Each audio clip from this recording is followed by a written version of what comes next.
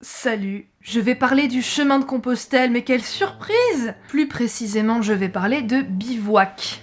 Est-ce que le bivouac, c'est dangereux sur le chemin de Compostelle, surtout quand on est une jeune femme comme moi? Est-ce que le bivouac, ça se fait facilement sur le chemin de Compostelle? Je vais essayer de répondre à toutes ces questions en vous livrant mon expérience. Je tiens à préciser que je vais surtout parler du chemin de Compostelle en Espagne, et plus précisément du Camino Frances, puisque c'est la première et seule fois pour l'instant où j'ai fait du bivouac, mais j'ai fait du bivouac pendant 1 mois de marche, donc je peux dire que j'ai quand même un petit peu d'expérience. Je n'ai pas bivouaqué toutes les nuits, hein. J'ai alterné entre gîte d'étape et bivouac. Je parle spécifiquement du chemin de Compostelle parce que sur d'autres GR, pour l'instant, je n'ai pas bivouaqué, donc je peux pas vraiment témoigner sur comment ça se passe, sachant que selon les pays, la réglementation est différente.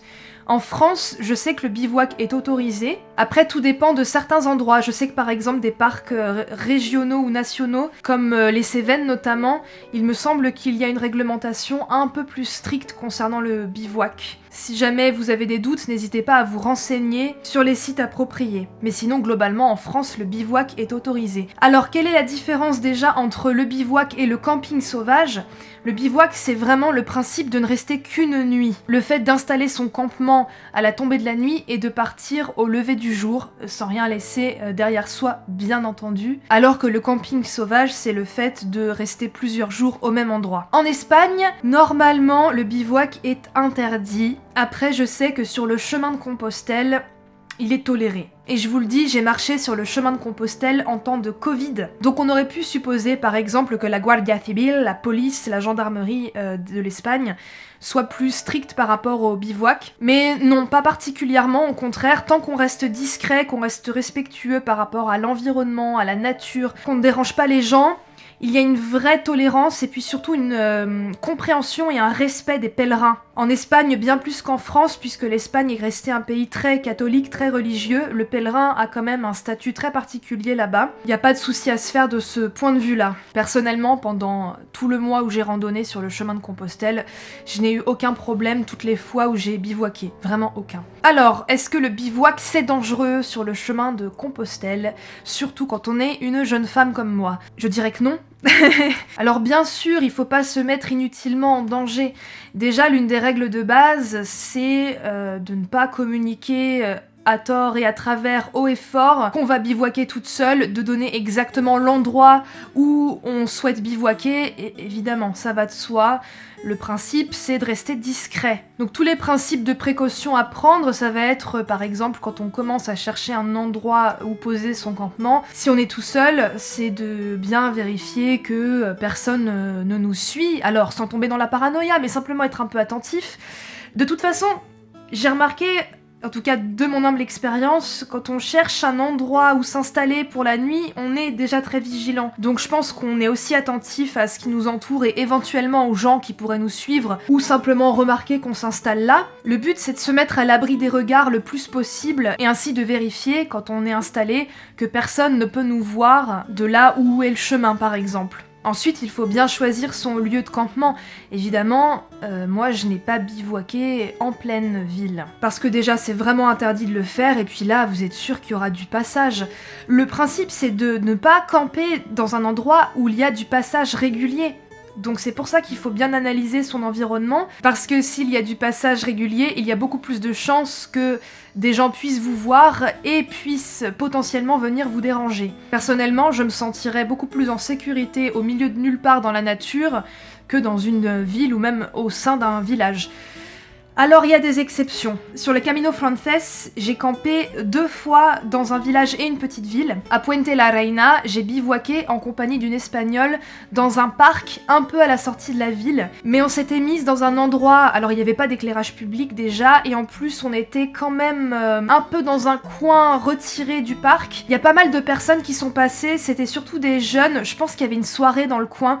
Ils avaient tous des lampes frontales, mais en fait ils passaient jamais dans notre coin, ils passaient toujours à côté. Et nous on était suffisamment loin pour que personne ne puisse nous voir et on n'a pas du tout été dérangés. De même, j'ai bivouaqué dans un petit village du nom de Sansol, toujours avec cette même espagnole d'ailleurs, sous le porche d'une église. Mais avant de le faire, un villageois nous a assuré que parfois des gens faisaient ça, que les villageois s'en fichent, qu'il n'y a jamais eu de problème, et effectivement, Il n'y a eu aucun problème, personne ne nous a dérangés pendant la nuit. Sinon, j'ai toujours bivouaqué dans la nature, je préfère, mais après, bien sûr, il y a des exceptions. Les Espagnols sont quand même, en tout cas de mon humble expérience, étaient tous très gentils, très compréhensifs, et comme je le disais, le pèlerin a un statut particulier et très respecté. Est-ce que c'est dangereux de camper en pleine nature? Tout dépend de plein de choses, je dirais que non si on prend les précautions nécessaires. Il faut savoir bien choisir son endroit de bivouac, évidemment, n'allez pas bivouaquer en pente ou dans un terrain très accidenté ou en montagne surexposée ou près d'une autoroute ou que sais-je encore, hein, c'est vraiment du bon sens. Après, pour ce qui est des bêtes sauvages, je pense qu'à moins de camper en plein milieu de la forêt, je parle vraiment ici de l'Europe, hein, en tout cas de la France, de l'Espagne, où il peut y avoir peut-être des sangliers,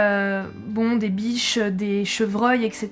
Il y a peu de chances que vous vous fassiez déranger. J'ai jamais rencontré de chien errant, par exemple, parce que ça peut être une peur que pas mal de gens peuvent avoir, qui est tout à fait compréhensible. Je pense que globalement, les animaux s'intéressent pas vraiment aux pèlerins tout seuls qui bivouaquent. Ils peuvent être intéressés par votre réserve de nourriture.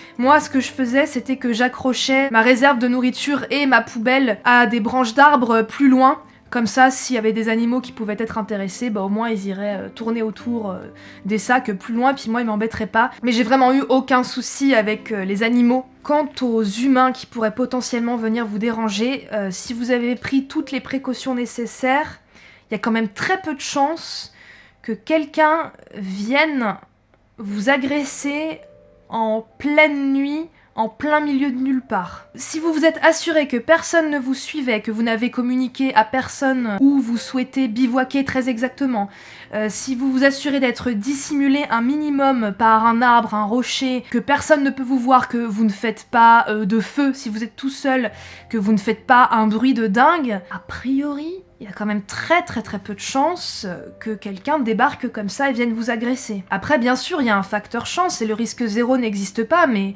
comme à peu près pour toute situation dans la vie. Mais personnellement, bivouaquer en pleine nature, je me suis sentie plus en sécurité que, par exemple, me balader à une certaine heure dans certains coins de Paris. Voilà. Et d'ailleurs, pour rappel, je me suis fait agresser à quelques mètres de chez moi alors que je sortais mes clés pour rentrer. J'aime pas être trop rationnelle, mais parfois ça fait du bien de l'être simplement pour se rassurer aussi. Ensuite, autre petite précaution à prendre quand on bivouaque, moi je dirais c'est de pas bivouaquer, à moins qu'on soit vraiment très bien équipé, très expérimenté, très sûr de ce qu'on fait, c'est de pas bivouaquer trop loin de village, parce qu'on sait jamais. Pareil, ne pas bivouaquer trop loin du GR non plus, parce que pareil, on sait jamais s'il y a un souci pendant la nuit, au moins qu'on puisse retrouver le GR facilement et accéder à un village ou une ville relativement rapidement aussi. Donc c'est vrai que mes endroits de bivouac, je les faisais quand même en fonction aussi de ma distance avec les villages voisins et ma distance avec le GR. Évidemment pas camper collé au GR parce qu'il y a beaucoup plus de chances que vous vous fassiez déranger par des randonneurs, des promeneurs, etc.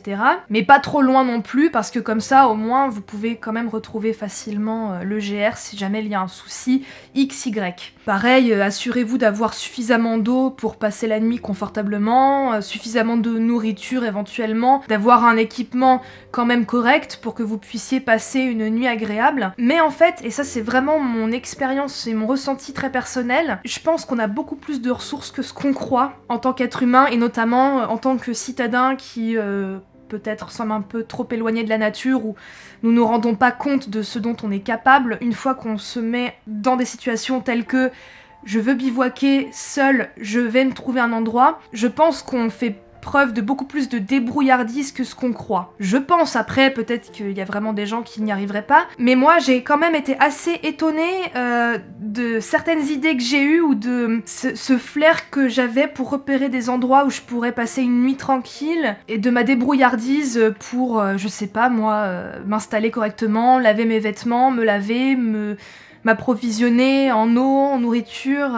mais ça je rentrerai pas trop dans les détails parce que c'est pas la thématique de cette vidéo, ce sera l'objet d'une autre vidéo, mais voilà, je pense que c'est aussi important de se faire confiance, de savoir qu'on est capable de se défendre au cas où, et puis surtout de faire preuve d'intelligence pour éviter de se mettre en danger inutilement, parce que c'est surtout ça en fait, c'est-à-dire qu'il faut user de bon sens. Après, il y a un certain facteur chance, c'est vrai, mais Le facteur chance augmente si on a pris les précautions nécessaires, sans tomber dans la parano la plus totale, parce que dans ces cas-là, pourquoi vous infligez ça? Mais au moins, avoir du matériel correct, savoir bien choisir son emplacement de bivouac, s'assurer que personne ne puisse nous voir ou nous déranger potentiellement, a priori, il n'y a pas de raison que ça se passe mal.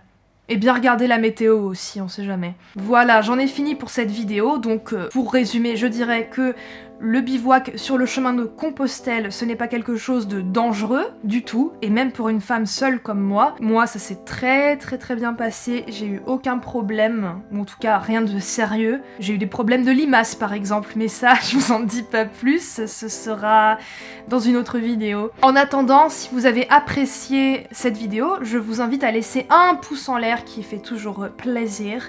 Si vous avez des questions, si vous avez un témoignage à apporter, quelque chose à dire, n'hésitez pas à écrire un commentaire sous cette vidéo, ça m'intéressera de le lire.